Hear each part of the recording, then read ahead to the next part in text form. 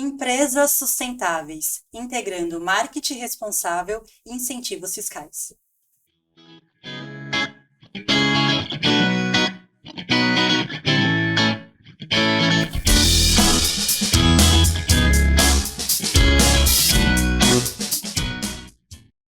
Oi, pessoal, bom dia, boa tarde, boa noite. Meu nome é Laís Freire e hoje estamos gravando o episódio 29.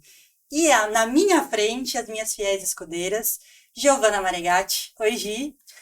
Oi, pessoal, como vocês estão? Estamos aqui para mais uma gravação de um episódio e ao meu lado hoje a Mi. Oi, Olá, Mi! meninas! Olá, pessoal! É um prazer estar aqui com vocês no episódio 29. Bom, hoje nós vamos falar sobre empresas sustentáveis. Fiz um levantamento pelo CNI, Confederação Nacional das Indústrias, que diz que de 6 a cada 10 empresas estão preocupadas com a sustentabilidade. Então, tem práticas sustentáveis dentro de suas empresas. E também 80% das indústrias brasileiras já estão aplicando métodos para reduzir resíduos, água em suas industrializações. Bom, a gente vai falar sobre empresas sustentáveis, justamente porque no mundo corporativo tem muita gente querendo se inserir com essas práticas. E será que eles sabem sobre as oportunidades? Então, hoje eu trouxe essas. Trouxe não, né? Hoje aqui estão minhas hosts queridas, cada uma nas suas expertises, para falar um pouquinho sobre as oportunidades. Eu vou começar com você, Tami. Deixa eu Tá até dar uma bom. lidinha aqui na pergunta, que diz assim: como as empresas podem aproveitar os incentivos fiscais ao adotar práticas sustentáveis? Boa pergunta para a gente iniciar esse assunto, né, lá. É também um desafio falar sobre sustentabilidade, né? A gente encaixar esse assunto dentro de áreas, né, da parte fiscal, da parte de marketing. E assim, da mesma forma que as empresas, como você mencionou, têm interesse, né, em fazer mais práticas sustentáveis, o governo também tem interesse de que as empresas tenham sustentabilidade cada vez mais. Por Uhum, quê? Dessa maneira, você reduz poluição, reduz resíduos, enfim, várias coisas. Então, para responder sua pergunta, eu trouxe aqui 5 exemplos de incentivos que a gente tem nessa parte fiscal. A primeira, eu vou começar falando sobre créditos de carbono, que é incentivo para empresas que conseguem reduzir a sua emissão de gás carbônico. Lógico, precisa ter um certificado que comprove que a empresa, a indústria, por exemplo, tinha uma poluição X e agora ela reduziu, uhum, né, o gás carbônico, e aí ela consegue ter um crédito fiscal referente a isso. Segundo exemplo, deduções por uso de energias renováveis, que são empresas que estão investindo em fontes de energia renováveis. A gente tem uhum, visto muito, né? Energia solar, sim, energia eólica, hidrelétrica também. Né, que são. Terceiro, benefícios para construções verdes. Uma das empresas que mais causam resíduos são as empresas de construção. uhum, As empresas de construção civil despendem muito resíduos, né, nas construções. E aí existe um benefício fiscal que é chamado para construção verde, que é quando as empresas de construção civil utilizam de materiais biodegradáveis, materiais recicláveis, e aí elas também possuem dedução nesse sentido. Temos também incentivos para as pesquisas P&D sustentável, né, que são pesquisas de desenvolvimento na área sustentável. Então, empresas que fomentam essa pesquisa para sustentabilidade, elas também possuem créditos fiscais referente a isso. E por fim, o último exemplo que eu trouxe foi os abatimentos para produtos reciclados e práticas de reciclagem, que são empresas que trabalham com a reciclagem que também possuem crédito fiscal. Porque o que acontece? Em muitos casos, fica mais viável financeiramente uma indústria utilizar matéria-prima de um produto virgem, de produtos que você pega diretamente, extrai da natureza, por exemplo. E às vezes fica mais caro utilizar produtos que são reciclados, em alguns casos de matéria-prima. Então é onde o governo também lança esse benefício para produtos recicláveis, para justamente fomentar essa utilização. Bom, a gente sabe a dificuldade que as empresas têm para conseguir esses benefícios. E aí, Mi, você pode falar para a gente quais são as principais dificuldades, o que as empresas enfrentam, quais os principais desafios para conseguir ter acesso a essas obrigações? Sim. Obrigações não, a ter acesso a esses direitos. A esses direitos, né? Porque assim, a gente falou sobre questão de crédito, então a minha empresa, eu ter práticas sustentáveis vai me gerar benefícios fiscais, eu posso ter deduções, posso ter créditos, mas assim, e o outro lado disso, né, lá? A dificuldade nisso. Eu também citei aqui algumas coisas. Primeira, a falta de padrão universal. O que acontece? Cada estado tem uma regulamentação, cada país tem sua regulamentação, suas regras. Então, isso dificulta com que, talvez, um benefício que você tenha numa certa região para uma determinada prática sustentável não seja a mesma replicada em outra. Então, isso dificulta um pouco o acesso a esses créditos. Segundo desafio, custos iniciais elevados. A prática da sustentabilidade, ela não é a forma mais barata de se aplicar, né, em alguns casos. E acabam optando por ir pelo caminho mais fácil. Exatamente, ou o caminho mais barato, né, menos custoso. Então, para você ter uma prática sustentável, vai ter que instalar algo, vai ter que ter um investimento, né? Que, inclusive, essa é uma das justificativas que o governo coloca para a questão de crédito, que ele diz que é justamente para ajudar nessa parte de custo inicial, mas acaba sendo um desafio.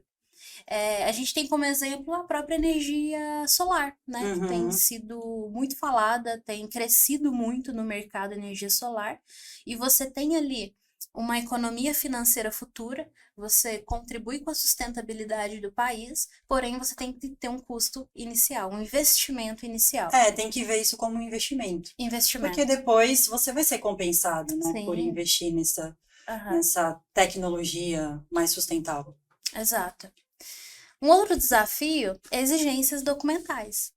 Então, toda essa questão de crédito que eu mencionei para práticas sustentáveis precisa ter laudo, precisa ter certificados, precisa ter uma documentação comprobatória para ter direito a esses créditos. Então, também é um ponto aí de desafio para se aplicar às práticas sustentáveis. Não empecilho, não desanime, assim. O foco é ter práticas sustentáveis, mas é um desafio a questão da documentação. E mudanças na legislação, que eu resolvi citar aqui também. A gente está sempre em constante modificação, mudanças na legislação tributária, né? A própria reforma tributária, que vai vir aí daqui a alguns anos. Isso também dificulta, porque é possível que haja um crédito para determinada situação de sustentabilidade, com uma mudança na legislação, depois pode ser que isso se modifique. Então, também aí é um desafio. É uma dificuldade, né? Aquilo que você falou, cada estado, cada lugar é de um jeito, e tem que seguir exatamente as legislações, as solicitações. Às vezes num estado exige mais, no outro exige menos, mas é aquilo, é um desafio que vale a pena. Vale a pena. Inclusive, eu tinha, pegando esse gancho, até vi que os consumidores preferem empresas que investem em sustentabilidade. Então, você vai ter um retorno de todos os lados. Sim, Bom, sem dúvidas. Vou aproveitar, então, deixar as meninas tomarem uma água e pedir para vocês continuarem nos seguindo nas redes sociais. Continuarem não, né? Quem ainda não se inscreveu no nosso canal, se inscreva no nosso canal do YouTube para ter acesso a conteúdos exclusivos, como esse de hoje, como o da reforma tributária, que a gente precisa de cada vez mais que vocês compartilhem para os nossos conteúdos chegarem a mais pessoas, que a gente está bem feliz que tenha aumentado os nossos inscritos, as visualizações, mas precisamos de mais. Então, se inscreva no nosso canal, compartilhe com seus amigos, familiares, que eu tenho certeza que eles vão gostar dos nossos conteúdos. Bom, Agora vamos perguntar para nossa maravilhosa do marketing, comunicação. Gi, quais são as práticas que você indica para isso? A rede social ajuda nesse aspecto? Ajuda lá. Eu vou até. Um ponto que eu acho muito importante da gente falar aqui é que a transparência é o primordial para esse aspecto sustentável.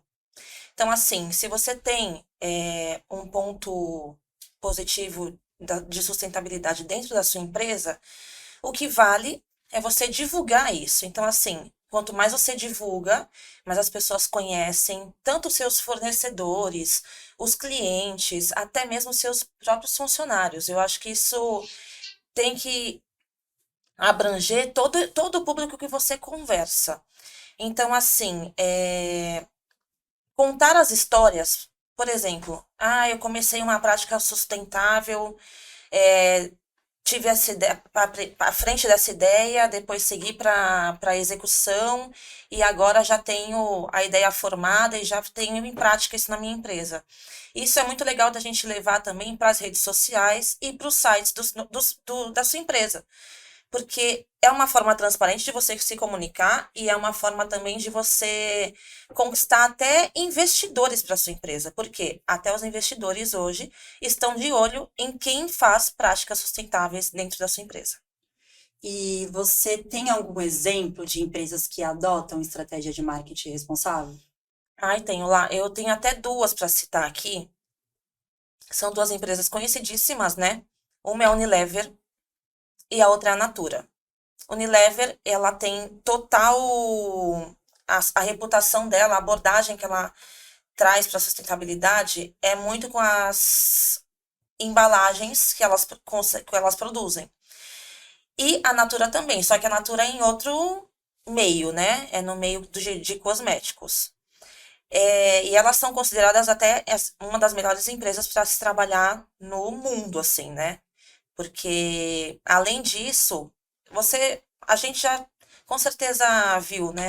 A empresa sustentável, ela já leva um fio da meada ali para ser uma empresa legal de trabalhar. Porque ela também ajuda na construção desse pensamento, junto com os funcionários, com os clientes, fornecedores. Então, assim, eu tenho até um ponto aqui, porque a Natura, por exemplo, eles valorizam a biodiversidade e apoiam comunidades locais, o que é muito importante também. E promovem ingredientes naturais em seus produtos. Então, assim, às vezes algumas embalagens, elas são biodegradáveis. Uhum. Então, já vi em alguns lugares, eu não lembro se foi exatamente na Natura, mas eu já vi de embalagens que podem ser plantadas, por exemplo. Então, assim, no próprio meio ambiente, ela pode se modificar, sabe? Uhum. E ela não faz mal ao meio ambiente, que esse é o intuito, né? Falou sobre marketing responsável. O que seria o marketing responsável? Então, eu vou até Definir. aqui para vocês, porque perante ao mercado como um todo, a reputação do marketing responsável é mega importante. É uma das frentes, assim, que a gente mais consegue seguir, sabe? Eu tenho até alguns conselhos que eu daria para algumas empresas que querem interagir mais com esse público, que são conselhos, assim, primordiais. São só 4 pontos básicos, que são: defina suas metas e que elas sejam claras. Por quê? Elas precisam estar relacionadas com a sustentabilidade e precisam estar alinhadas com os valores da sua empresa. Seja transparente, comunique abertamente suas práticas sustentáveis, incluindo seus sucessos e desafios. A transparência constrói confiança com os consumidores. Inovação. Você tem que buscar constantemente maneiras de melhorar a sustentabilidade em todas as áreas do seu negócio, desde a produção até a embalagem e distribuição. E comunique o seu progresso. Então, assim, de nada adianta você fazer tudo isso e não comunicar para ninguém. Uhum. Esse é o ponto O que a final gente ali. conseguir compreender aqui é que a transparência É o fundamental, ponto-chave. que ele precisa utilizar das redes sociais, dos seus sites, para mostrar Exato. para os seus fornecedores, consumidores, o investimento na área de de sustentabilidade, por isso Isso. que o marketing responsável vem para isso, Vem né, pra para isso. Uhum. externar, e o progresso que a empresa tem relacionado a isso. Exato, é bem isso lá. E para a gente comunicar o progresso, a gente tem que utilizar métricas para aprimorar esse progresso. Então, as métricas, assim, até fazer os patrocinados, que é onde a gente já sempre fala, né? Quando falamos de marketing, os patrocinados nas redes sociais, porque você consegue linkar as pessoas que tenham interesse por esse assunto também. Então, você já dá uma outra visibilidade da sua própria empresa para essas pessoas que talvez nem conhecem a sua empresa, Uhum. sabe? Então, o ponto inicial é seja transparente. E isso vai. É como se fosse um novelo de lã, né? Vai se desenrolando para as outras coisas irem dando certo. Muito bom. Bom, a Bia até comentou aqui no início que o governo gosta de dar incentivos, né, para que as empresas coloquem dentro da sua, como é que eu posso dizer, dentro das suas práticas, uma sustentabilidade, né, práticas sustentáveis. E aí vem a reforma tributária. Será que com essa reforma tributária terão benefícios para quem para quem adota essa prática sustentável? Mas antes da me responder, eu vou falar também para vocês sobre o nosso episódio da reforma tributária, que a gente falou sobre, fizemos um apanhado, né, de Sim. tudo que vai ser modificado. Olha, elas me deram uma aula, gente, então acho que vale a pena vocês assistirem o episódio, porque realmente é uma aula. Elas arrasam nesse assunto, então assistam. Tá. Confesso que Que ficou até bom, quem é né? leigo, né, consegue entender. Tá bem completo lá, né? É, Inclusive, deixe sugestões, porque a gente sabe que tem muitos detalhes que a gente precisa falar. Então, se vocês quiserem uma parte 2 ou que a gente fale sobre algo específico ali, deixem nos comentários que a gente vai fazer questão de gravar uma parte 2 para vocês, porque a gente sabe que são muitas informações, está todo mundo ainda um pouco confuso tentando entender. Então, deixem lá sugestões, tá? Eu vou ler aqui, que eu anotei aqui para mim. Quais são as previsões da reforma tributária que afetam a área ambiental? Bom, eu vou falar sobre 3. Primeira é o imposto seletivo, onde o governo ele trouxe a ideia de onerar mais, né, tributar mais produtos que são prejudiciais, então produtos que não são sustentáveis. Então, ou seja, isso vai fomentar aí a sustentabilidade, né? A questão do IPVA também tem essa diferenciação. A gente falou com bastante detalhes, né, no episódio da reforma, como a Lá comentou, mas o IPVA ele vai ter uma diferenciação. Carros menos poluentes vão pagar menos imposto, menos IPVA, e carros mais poluentes vão pagar mais. É um exemplo do carro elétrico, por é isso exemplo. que eu ia comentar. Carro elétrico Hoje a proporção de carro elétrico tem aumentado muito, né? tem aumentado, e a tendência é aumentar mais, Aumentar mais. visto que vai ser tributado menor.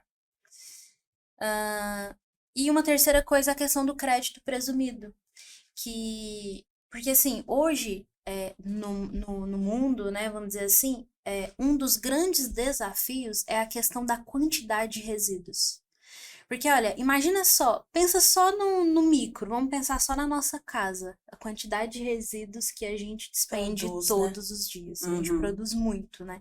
E pensando isso em nível mundial, são toneladas, né, de resíduos. Então, Acaba sendo até desesperador, né? quando a gente pensa... Quando a gente para e pensa. Não, a gente pensa assim, para onde vai tudo isso? Exato. Onde que vai parar? Sim. E assim, e uma das medidas que vai ser criado na reforma é a questão do crédito presumido lá, que é justamente para fomentar essas empresas de reciclagem, de reaproveitamento, né, desses resíduos, né, tirando ali os orgânicos, mas os recicláveis. Então, eles vão ter uma presunção de crédito, que é como você já ter um valor específico que ainda não foi, ainda vai ser regulamentada, né, por lei complementar, mas você vai ter um percentual de abatimento. Então, um crédito já presumido, já estipulado para o governo, para essas empresas, para justamente estimular essa diminuição de resíduo e mais reaproveitamento. Legal. E, Mi, e o imposto seletivo, aquele imposto do pecado que a gente fala no episódio da reforma? Quando que ele vai começar a ser cobrado? A previsão lá para ele está para início 1 de 2027. Então, ele vai ser ali um imposto por fora, que vai ser cobrado ali com a CBS, CBS, mas a partir dessa data, 2027. Então, pessoal, comecem a adotar práticas sustentáveis para não ser onerado pelo imposto seletivo, hein? E essa tributação afetará o consumidor final? Sim, afetará. E o maior impacto a gente pode dizer que é aumento de preços, porque a gente está falando do imposto seletivo, um imposto que vai onerar produtos, insumos que são prejudiciais ao meio ambiente e prejudiciais à saúde. Então, ou seja, são produtos que são consumidos hoje. Então, a gente vai ter aí, se tem aumento da carga tributária, vai ter o aumento de preços. Então, vai ter uma precificação a mais para esses produtos, é onde tem um impacto direto para o consumidor final, porque aí impacta no bolso do consumidor. Impacta mesmo. E para finalizar, nossa, gente, que episódio curto hoje, hein? Achei que foi muito rápido. Hoje foi Hoje curtinho. foi curtinho. Eu acho que foi para compensar o da reforma. Pois é, verdade. Gi, deixa uma mensagem para quem quer adotar práticas sustentáveis na sua empresa. Gente, o que eu tenho para falar é o seguinte: a autenticidade da comunicação com as suas práticas sustentáveis que vocês fazem dentro das próprias empresas geram confiança para sua marca, juntamente com os seus consumidores, fornecedores e funcionários. Então, assim, você ser transparente gera tudo isso. Muito bom! É verdade. Né? E acho que a gente pode até comentar sobre o que podemos falar em algum episódio posterior aqui do nosso podcast, que é sobre ESG. Verdade! ESG é um tema extenso, muito importante, que eu acho que vale a pena a gente abordar aqui, porque é um tema que vai até atrair mais investidores para sua empresa. E atraindo mais investidores para sua empresa, você também consegue rentabilizar mais dinheiro, né? Você quer adiantar o que é ESG ou a gente deixa para o próximo episódio? Deixa o pessoal curioso. Eu queria deixar o pessoal curioso, mas dando uma abrangência assim muito superficial, ESG é o conjunto de impacto ambiental, social e de governança. Então, assim, dentro desses 3 temas, tem muita coisa para a gente falar. Verdade. Então, essa próxima parte a gente deixa com gostinho de quero mais. Eu já fiquei Bom, curiosa também aqui fiquei para curiosa. saber detalhes. É bem legal, gente, porque assim, a empresa que hoje não se adequa a isso, ela é carta fora do baralho.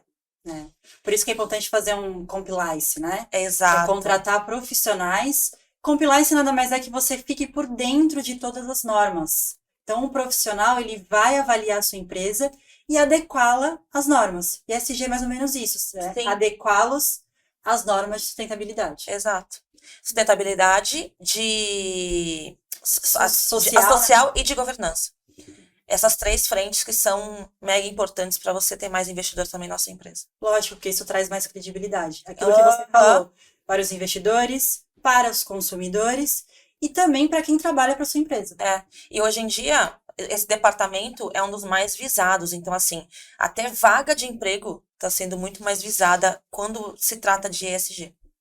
Viu, pessoal? Se inscreva no nosso canal para ter acesso a esse conteúdo sobre ESG e também todos os outros que a gente já tem ali no YouTube que vale a pena vocês assistirem. A gente está aqui para ajudar você, empresa. E, meninas, quero agradecê-las. É hora de finalizar. Hora de finalizar, né? Que pena. Que pena. Por compartilharem conosco seus conhecimentos. Eu fiquei aqui como espectadora dessa vez. No EP passado foi a Gi, no próximo vai ser a Mi, viu? É Mi? A gente vai te dar verdade. esse descanso também. A gente vai sempre intercalando para ninguém ficar com, né? Verdade. No próximo eu vou trazer meu Defasada. chazinho, eu que vou fazer perguntas. Hein, no próximo. Isso aqui só nas perguntinhas. Obrigada, viu, meninas, por compartilharem com a gente, pra gente aprender um pouquinho mais da área de vocês. Imagina, é sempre Obrigada, um prazer Lá. estar com vocês duas e com a nossa assessora ali no nos Ali no assistindo backstage. no backstage. E também para vocês, nossos seguidores e nossos inscritos no canal. Vamos aumentar esse número, né, gente? Vamos aumentar. Obrigada, gente. Até a próxima. Até, pessoal.